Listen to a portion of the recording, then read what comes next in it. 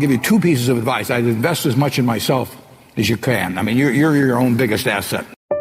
You've got all kinds of potential, all the people in this room. You're lucky to be in this country, gotten a good education, but most people go through life using up a very, very small part of their potential. And so anything you do that invests in yourself, that's the best investment you can possibly make. And then I would follow my passion. I mean, whatever turns you on.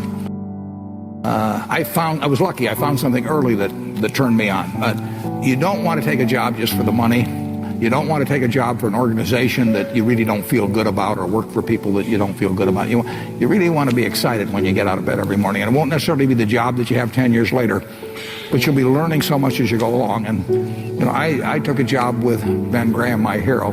I never asked the salary, and I found at the end of the month when I got my first paycheck what I was earning, because I just knew it was the right thing to be doing. So I would follow your passion. The triumphs in life are partly triumphs because you know that everything isn't going to be a triumph. And I would never get too hung up on mistakes. I know a lot of people that really agonize over them, and it just isn't worth it. I mean, tomorrow's another day, and you live it forward and just go on to the next thing.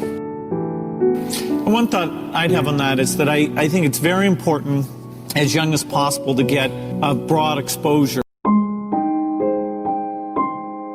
One superpower? Bill, you think more about that than I do. I don't know, extending one's lifetime would be a reasonable thing. Yeah, I'll take notes if you have anything to say on that.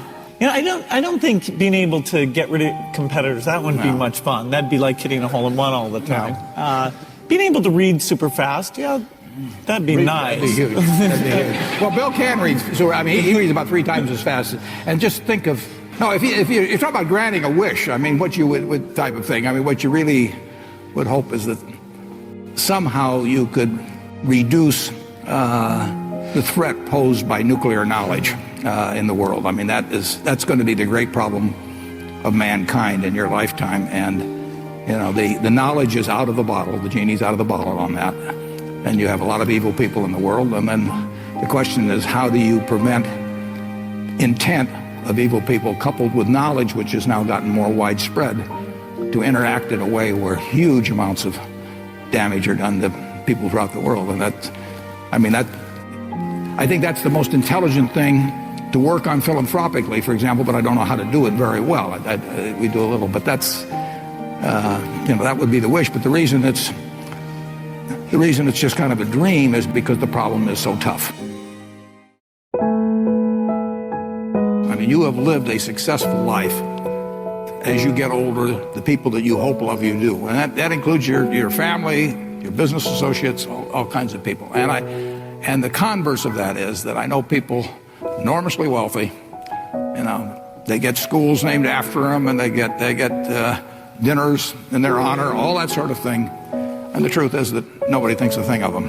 And I have to believe they know that, and that everything gets quite hollow in their life at that point. And they've got all these markers, and there's people on the Forbes 400, that are in that category. And I won't name names.